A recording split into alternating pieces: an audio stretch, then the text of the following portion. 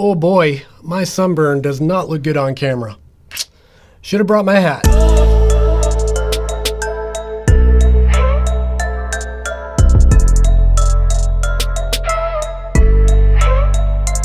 Welcome back to my channel. I'm Dave from Chase the Summit. Today we're going to be taking a look at the new firmware updates from COROS. I'll be showing this off on the Pace 2, but this actually applies to all of the COROS models like the Apex, Apex Pro, VERTIX.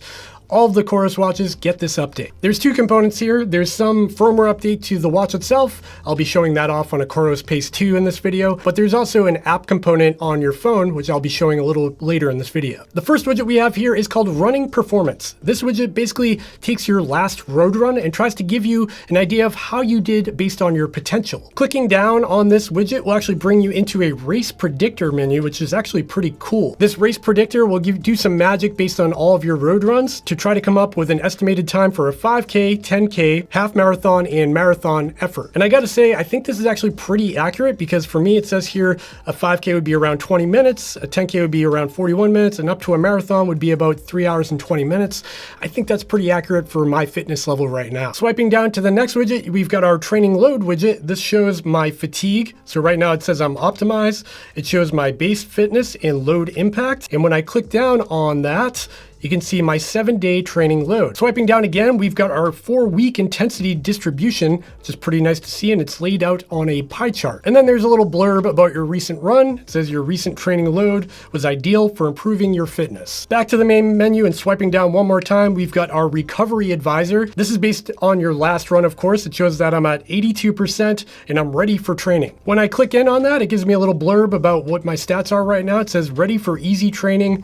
Please rest for 6 hours before a hard training or 16 hours for full recovery. And then of course we get back to our regular scheduled COROS menus. So my daily activity stuff, my heart rate graph, elevation graph, all of that other stuff that was already there. So that's the watch component. Now let's take a look at the app component. Now when you typically fire up the COROS app and you scroll down, you'd see a menu like this. It hasn't changed all that much. But at the bottom, there used to be a VO2 max estimate and a fitness index scale. Historically, these things were always wildly off for me. It was like, it would tell me my VO2 max was like 39 or something, and that my fitness index was never really good. So I always just ignored them. But you can see now they've actually removed these from the front page, and it's for good reason. They've actually moved all of this data over to your profile page, which is the little shield icon here. So I'll click on that. And now you can see at the top of the profile page, there's a whole bunch more data that previously wasn't there. You've got your marathon level, your VO2 max estimate, which actually looks a lot more accurate than it used to be.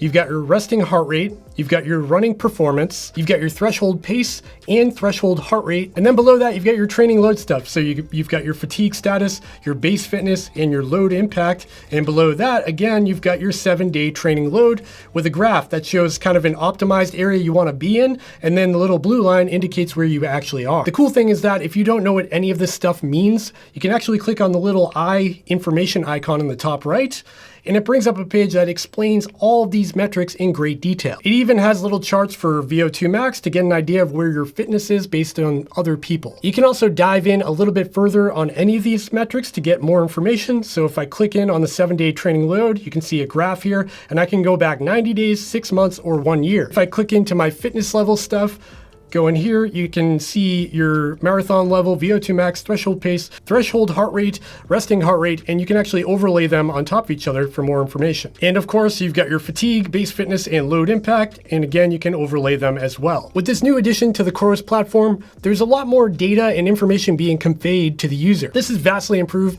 compared to their old fitness stuff. So I'm happy to see they made a move in the right direction here. And it does seem to be a bit more accurate compared to the old stuff. The most important takeaway I get from this is that COROS just continues to innovate and deliver app updates and firmware updates left and right.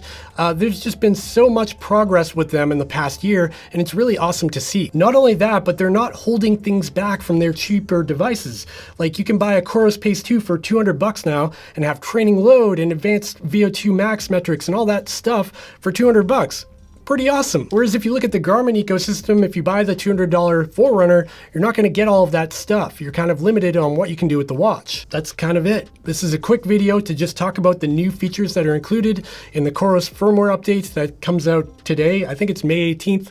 I don't know, whenever it comes out, this video will go live. I've been testing this for a couple of weeks, and so far, it looks really promising. I believe COROS is launching a new user or beta program for this, so you can actually try this out when it launches. If you do decide to try it out, let me know down in the comments below how it's working for you if you're using it for training.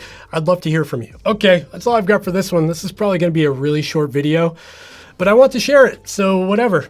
Bye.